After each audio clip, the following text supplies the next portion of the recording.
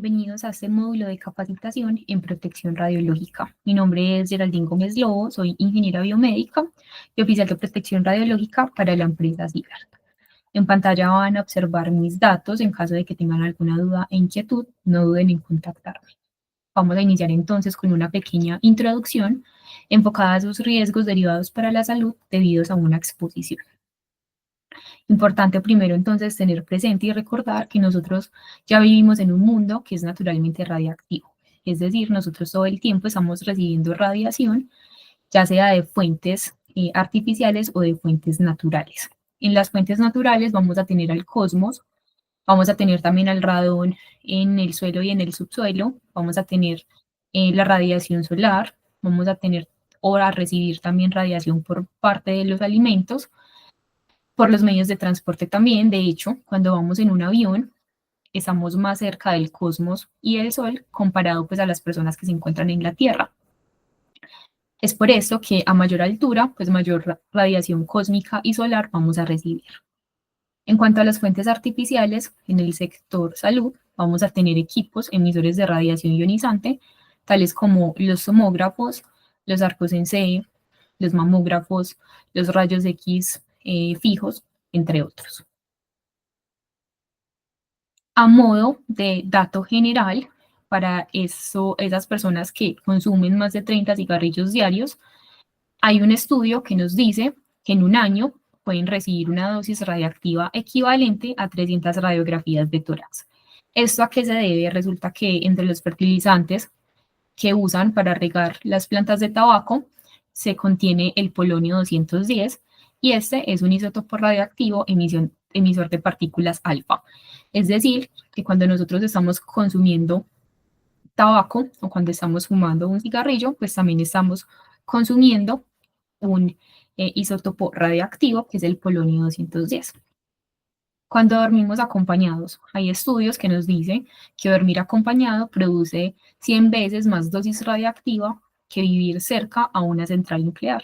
¿Esto a qué se debe? A que por nuestra composición natural, nuestro cuerpo está formado por carbono 14 y potasio 40. Ambos son emisores de radiación beta y cuando estamos durmiendo acompañados hacemos un intercambio de esa radiación. De los alimentos, ¿cierto? El plátano, el banano son alimentos muy ricos en potasio. El plátano tiene alrededor de 150 gramos de potasio y contiene entre esos 150 gramos de potasio, 0,070 miligramos son potasio 40. Entonces también estamos consumiendo radiación por los alimentos, ¿cierto?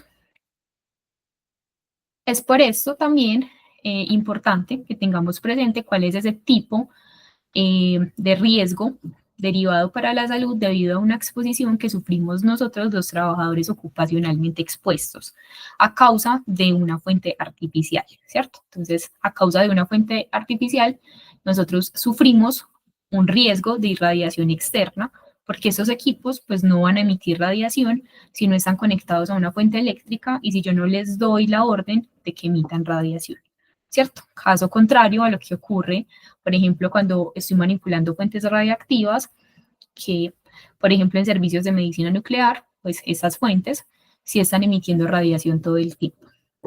Pero en el caso de radiodiagnóstico, pues siempre vamos a tener equipos mucho más seguros de que solo van a emitir radiación cuando yo les doy la orden de que lo hagan. Acá podemos observar en la imagen un arco en C, un paciente, y vamos a ver los tres tipos de radiación que se pueden formar a partir de ese tubo de rayos X. Entonces vamos a tener la radiación de transmisión, vamos a tener la radiación absorbida y vamos a tener la radiación dispersa, ¿cierto? Cuando hablamos de la radiación de transmisión, es esta radiación que sale del tubo de rayos X, no interactúa con el paciente, sino que llega directamente al detector. También vamos a tener la radiación absorbida, es aquella que logra interactuar con el paciente y que es absorbida por el paciente. También vamos a tener la radiación dispersa, que es aquella que no logra interactuar con el paciente, sino que se dispersa. Y esa es la radiación de la que nosotros, como trabajadores ocupacionalmente expuestos, debemos protegernos.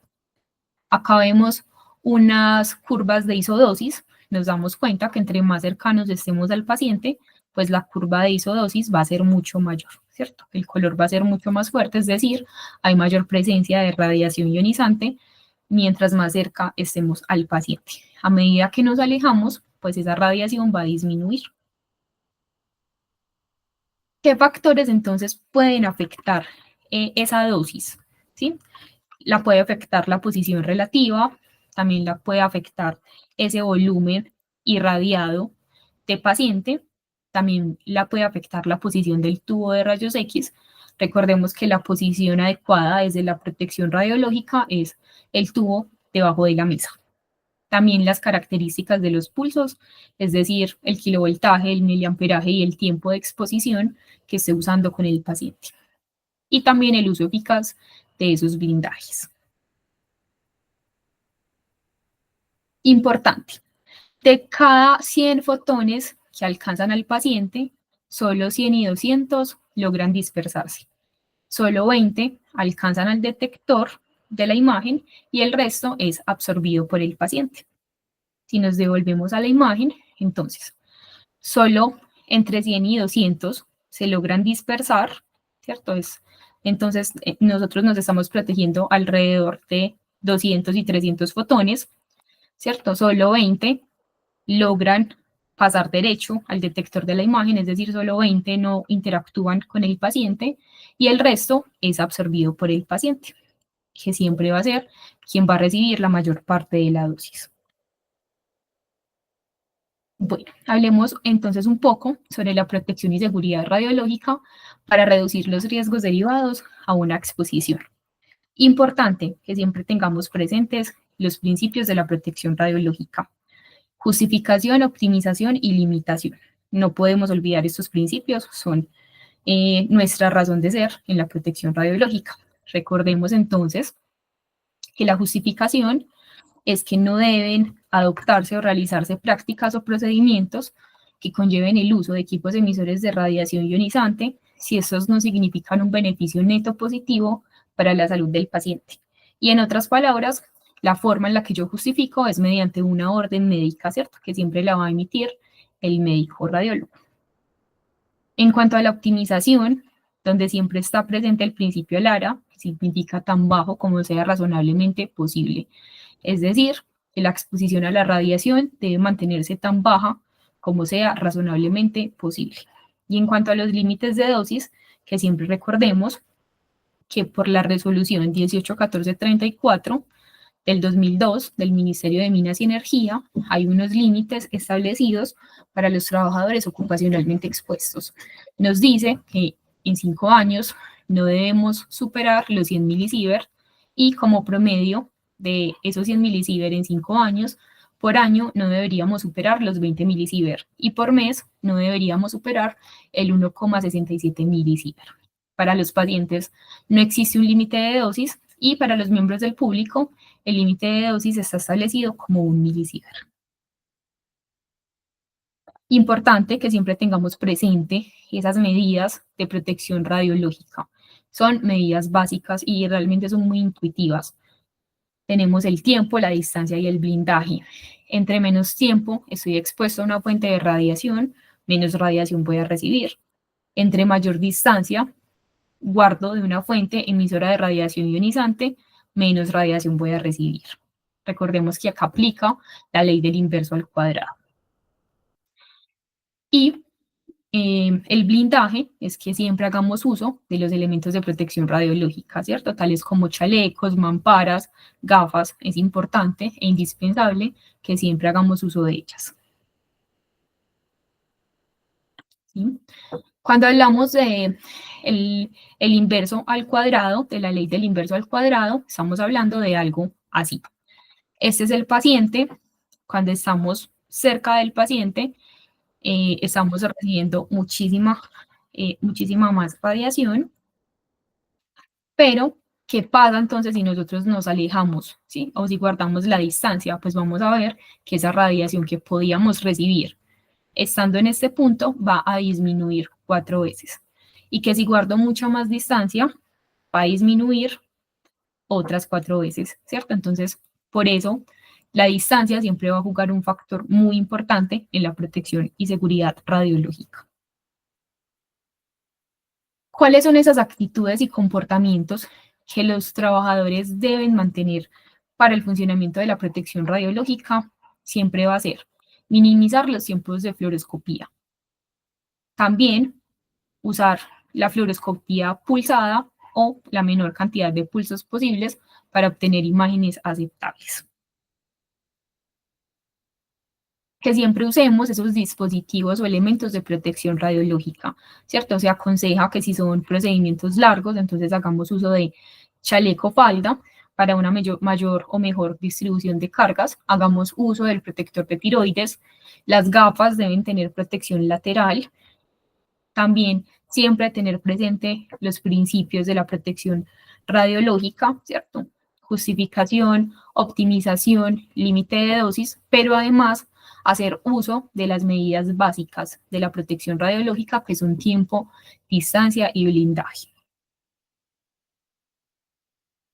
Las mamparas, ¿sí? Siempre hacer uso de las mamparas, que la mayoría pues, de equipos, especialmente los angiógrafos, eh, tienen también un blindaje propio del equipo, tal como la mampara, o también como las cortinas plomadas. Entonces, siempre hacer uso de estos elementos de protección radiológica, porque si bien los elementos de protección radiológica no están diseñados para atenuar la radiación en un 100%, sí logran atenuarla alrededor de un 98%, que es un porcentaje bastante alto de protección. Entonces, la invitación siempre es a que usemos todos los elementos de protección radiológica. Mantener las manos fuera del haz de radiación. Es muy importante porque los equipos actuales, hablo de arcos en C o angiógrafos, son equipos que usualmente tienen técnicas automáticas. Entonces, cuando ven que algún objeto se interpone en la imagen entre el paciente y el rayos X que está saliendo, pues va a aumentar la técnica y si aumentamos la técnica, pues esto va a repercutir en una sobreexposición al paciente, ¿cierto? Que a fin de cuentas podemos generarle algún efecto determinístico como alguna quemadura a nivel de la piel. Bueno, la posición del tubo de rayos X, esta imagen ilustrativa, en esta imagen ilustrativa quiero mostrarles cómo va a variar esa dosis de radiación que vamos a recibir de acuerdo a la posición que tengamos del tubo. Si tenemos el tubo encima de nosotros y el detector por debajo de la mesa, pues la radiación que vamos a recibir a nivel del cristalino va a ser alrededor de 2,2 milisievert, ¿cierto? Que es mucha dosis para procedimientos tan largos, ¿cierto? Caso contrario, así tengo el tubo de rayos X por debajo de la mesa y el detector de imágenes encima de la mesa, la dosis que voy a recibir es del 1,2, es decir, el 55%. Esto con una técnica de 100 kilovoltios y 1 miliamperaje, que sabemos que, por ejemplo, para procedimientos de cirugía muchas veces las técnicas son un poco más amplias. Entonces, para que nos hagamos una idea de más o menos cuánta dosis de radiación vamos a estar recibiendo, de acuerdo a la posición que usemos con el equipo. ¿Sí? Acá pues un poco más ilustrativa la imagen. Esta es la posición usualmente del especialista. Entonces nos damos cuenta que cuando tenemos el tubo por encima de la mesa, vamos a estar recibiendo mucha más radiación para nuestro cristalino. Y recordemos que el cristalino es un órgano bastante radiosensible.